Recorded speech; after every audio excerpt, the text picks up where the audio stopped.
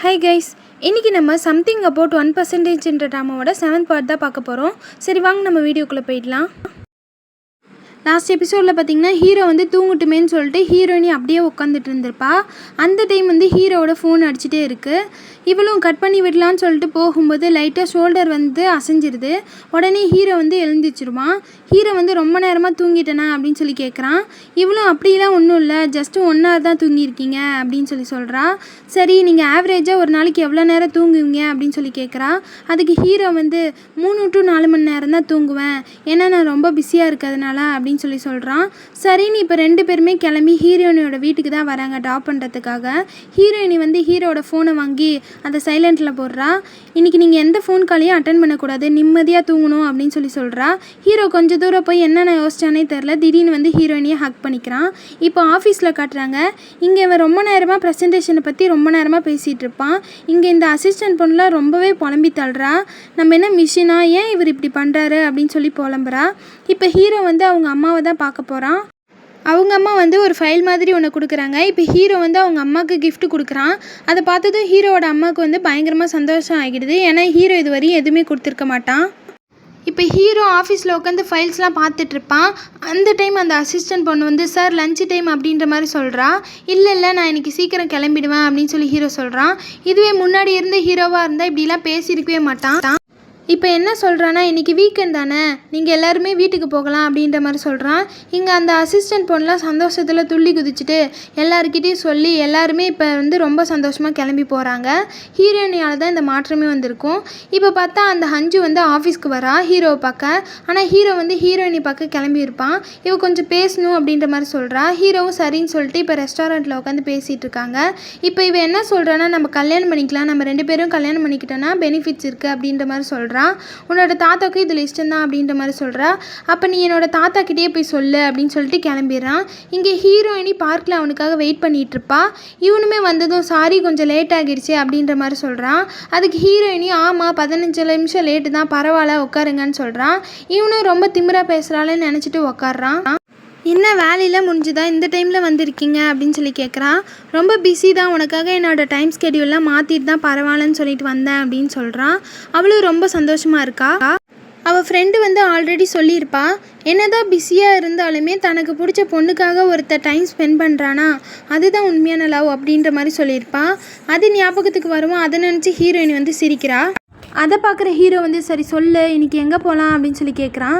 2 பேருமே எங்கே போகலான்னு யோசிக்கும் போது இப்போ ஹீரோவே சொல்கிறான், சரி வா என்னோடய ஹோட்டலில் ஒரு ஈவெண்ட் நடக்குது, நம்ம அதுக்கு போகலான்னு சொல்லி கூப்பிட்றான். ஐயோ திரும்பி உங்கள் ஹோட்டலாக நினச்சி சரி இப்போ ஓகேன்னு சொல்கிறா. ஹீரோயினி வந்து ஹீரோ கிட்டே கேட்குறா, இந்த உலகத்திலே நீங்கள் ரொம்ப இம்பார்ட்டண்ட்டாக நினைக்கிற விஷயம்னா என்னவா இருக்குன்னு கேட்குறா. அதுக்கு ஹீரோ வந்து எதுவுமே யோசிக்காமல் டக்குன்னு பணம் தான் அப்படின்னு சொல்லிடுறான். பணத்தை தவிர வேறு எதுவுமே இல்லை அப்படின்னு சொல்கிறான். நீங்கள் இவ்வளோ ரிச்சாக இருக்கீங்க ஆனாலும் பணம் தான் முக்கியம்னு சொல்கிறீங்கன்னு கேட்குறா. அதுக்கு ஹீரோ வந்து அதெல்லாம் என்னோடய தாத்தா சம்பாரிச்சது, எனக்கு நான் நல்லா உழைச்சி சம்பாதிக்கணும், அதுதான் என்னோடது அப்படின்னு சொல்கிறான். இப்போ இவங்க 2 பேரும் பேசிகிட்டே இருக்கும்போது அங்கே ஒரு பையன் வந்து ஸ்கேட்டிங் பண்ணிகிட்டு இருந்திருப்பான். அவன் வந்து விழுந்துடுறான். பின்னாடியே சைக்கிள்லாம் வரவும் ஹீரோ எழுந்து போய் அவனை தூக்கி விட்டு, நீ பரவாயில்ல தானே, பார்த்து விளையாடணும், உனக்கு ஒன்றும் அடிப்படலையே அப்படின்னு சொல்லி கேட்குறான். இதெல்லாம் சொல்லிவிட்டு திரும்பி வந்து ஹீரோயினி பக்கத்துலேயே உட்காந்துக்கிறான். இதையெல்லாம் பார்த்து ஹீரோயினி வந்து அவள்கிட்ட இருந்து ஒரு குட் பைன்ற ஸ்டாம்பை எடுத்து அவன் கையில் வந்து போட்டு விடுறா. அவனோட தலையும் கோதி விட்டு குட் பை அப்படின்ற மாதிரி சொல்கிறா. ஹீரோவுக்கு வந்து இதெல்லாம் ரொம்பவே புதுசாக இருக்குது. ரொம்ப சந்தோஷமாக ஃபீல் பண்ணுறான். இப்போ வந்து ஹீரோவோட அம்மாவை காட்டுறாங்க. ஹீரோ கொடுத்த கிஃப்ட்டை தான் பிரித்து பார்க்குறாங்க. அதில் வந்து ஹீரோயினி ஒரு டாய் செட் வாங்கி கொடுத்துருப்பா இல்லையா, அதை செட் பண்ணி அவங்க அம்மாவுக்கு தான் கிஃப்டாக கொடுத்துருப்பான். அதை பார்க்குற அவங்க அம்மாவுக்கு வந்து பயங்கரமாக ஃபீல் பண்ணி அழுகுறாங்க. இப்போ இறந்து போன பையனோட ஃபோட்டோ முன்னாடி கொண்டு போய் அந்த டாய் செட்டை வைக்கிறாங்க. அதை பார்க்கும்போது தான் தெரியுது அந்த இறந்து போன பையனுக்கும் இதெல்லாம் பிடிக்கும் போல். அந்த பையனோட ஃபோட்டோ எடுத்து வச்சு ஃபீல் பண்ணி அழுகுறாங்க. இங்கே ஹீரோ ஹீரோயினி 2 பேருமே ஸ்கேட்டிங் பண்ணி ரொம்ப ஜாலியாக விளையாடிட்டு இருக்காங்க. 2 பேருமே இப்போ போய் உட்காந்து பேசுகிறாங்க. அப்போ ஹீரோயினியோட அம்மா ஃபோன் பண்ணுறாங்க. என்ன சொல்கிறாங்கன்னா, நீ டேட் பண்ணி ரொம்ப நாள் ஆச்சு, நான் நீ டேட் பண்ணுற ஆளை பார்த்தாகணும் அப்படின்ற மாதிரி சொல்கிறாங்க. இவ்வளோ அம்மா நான் டேட் பண்ண ஆரம்பித்து 3 மாதம் தான் ஆகுது அப்படின்னு சொல்கிறா.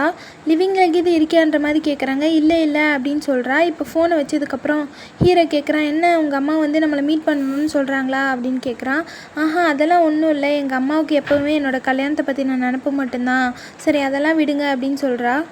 சரி அவ்வளோதானே, நம்ம வேணால் உங்கள் அம்மாவை போய் பார்க்கலாம் அப்படின்னு சொல்கிறான். இப்போ ஹீரோயினி கேட்குறா, உங்களுக்கு இப்போ என்ன கல்யாணம் பண்ணிக்கணுமா என்ன அப்படின்னு கேட்குறா. இவ கேட்டதும் இப்போ ஹீரோவோட மூஞ்சியே மாறிடுது. ஹீரோயினி இல்லை சும்மா தான் சொன்னேன் அப்படின்னு சொல்கிறா. நம்ம 2 பேருமே சேர முடியாது, நம்ம சிங்க் ஆகாத ஜோடி அப்படின்ற மாதிரி சொல்கிறா. அடுத்து ஹீரோ வந்து ஹீரோயினி சொன்னதையே தான் யோசிச்சுட்ருக்கான். அதை நினச்சி ரொம்ப ஃபீல் பண்ணுறான். அப்போ தான் அவன் ஃப்ரெண்டு வரான். என்ன ஆச்சு, என்ன யோசிச்சுட்ருக்கா அப்படின்னு சொல்லி கேட்குறான். ஹீரோ வந்து ஒன்றும் இல்லைன்னு சொல்லிடுறான். அடுத்ததான் இங்கே ஹீரோயினி வந்து கொஞ்சம் ஹாப்பியாக இருக்க மாதிரி காட்டுறாங்க. ஏன்னா அந்த ஐடியல் பைக் வந்து சான்ஸ் கிடச்சிருக்குன்றனால அதனால் ரொம்பவே ஹாப்பி ஆகுறா. இப்போ அந்த இடத்துக்கு அவள் ஃப்ரெண்டு வரா. அவகிட்ட ஒரு நல்ல கிஃப்ட் இருந்தால் சொல்லு அப்படின்னு சொல்லி கேட்குறா. யாருக்கு, அந்த ஐடியல் பைக்கா அப்படின்னு சொல்லிட்டு ஃபோட்டோவை பார்த்து கேட்குறா. இல்லைன்னு ஹீரோயினி சொல்கிறா. அப்படின்னா உன்னோட பாய் ஃப்ரெண்டுக்கா அப்படின்னு கேட்குறா. அவருக்கெல்லாம் நீ கிஃப்ட் வாங்கி தரணும்னா 1 பில்லியனில் கார் தான் வாங்கி கொடுக்கணும், இல்லைன்னா 1 மில்லியனில் வாட்ச் தான் வாங்கி தரணும்.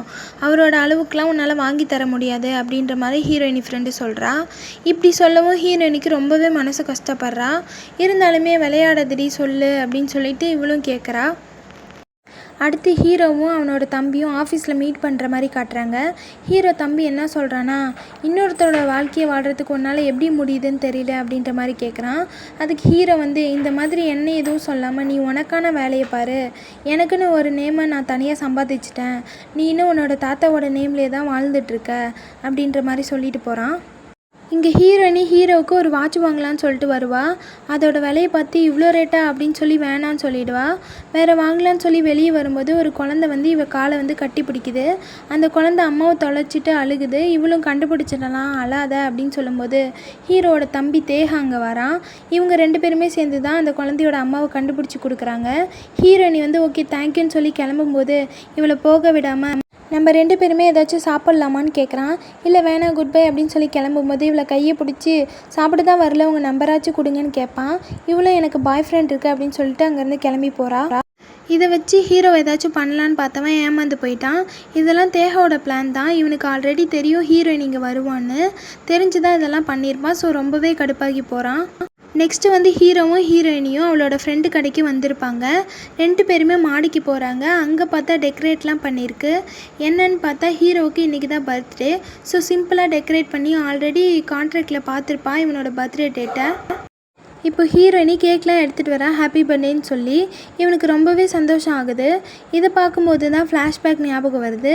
கரெக்டாக இவனோட பர்த்டே அன்றைக்கி தான் இவனோட தம்பி வந்து இறந்து போயிருப்பான். இப்போ அதெல்லாம் ஞாபகம் வரும். ரொம்பவே ஃபீல் பண்ணிவிட்டு உட்காந்துட்ருக்கான். என்ன ஆச்சு, என்ன யோசிச்சிட்ருக்கீங்க, கேட்க வெட்டுங்க அப்படின்னு சொல்கிறா. ஹீரோ சொல்கிறா, நான் இந்த மாதிரி ஒரு பர்த்டேவை செலிப்ரேட் பண்ணதே இல்லை, இதுக்காக தான் நான் இத்தனை வருஷமாக வெயிட் பண்ணிகிட்ருக்கேன் அப்படின்னு சொல்கிறான். எத்தனை வருஷம்னு சொல்லி ஹீரோயினி கேட்குறா. 23 வருஷம், இதுக்காக தான் நான் காத்துட்ருந்தேன் அப்படின்னு சொல்கிறான். இதை பார்க்குற ஹீரோயினிக்கு ஒரு மாதிரி ஆகிறா. அவனை நிலைமைக்கு கொண்டு வர அவனோட மூக்கிலேயே கேக் எடுத்து தடவி வர்றா. இவனும் தடவி வர்றான். 2 பேருமே இப்படி மாறி மாறி தடவிக்கிறாங்க. இப்போ ஹீரோயினி சொல்கிறா, உங்கள் வீட்டில் உங்கள் பர்த்டேவை செம்மையாக செலிப்ரேட் பண்ணுவாங்கள்ல அப்படின்னு சொல்லி கேட்க, இல்லை என்னோடய வீட்டில் செலிப்ரேட்லாம் பண்ண மாட்டாங்க, என்னோடய பர்த்டே அன்றைக்கி தான் என்னோடய தம்பி வந்து இறந்து போயிட்டான் அப்படின்ற மாதிரி ஃபீல் பண்ணுறான். இப்போ ஹீரோயினி வந்து ஒரு கிஃப்ட் கொடுக்குறா. என்னால் உங்களுக்கு 1 மில்லியனில் கார்லாம் வாங்கி கொடுக்க முடியாது, என்னால் முடிஞ்ச ஒரு சின்ன கிஃப்ட்டு தான் அப்படின்னு சொல்கிறா. ஹீரோ கேட்குறான், யாராச்சும் உன்கிட்ட சொன்னாங்களா எனக்கு காஸ்ட்லியான கிஃப்ட்டு தான் பிடிக்கும் அப்படின்னு சொல்லி. ஆமாம், என்னோடய ஃப்ரெண்டு தான் சொன்னான் அப்படின்னு சொல்கிறா. இப்போ கிஃப்ட்டு ஓப்பன் பண்ணி பார்க்குறான்.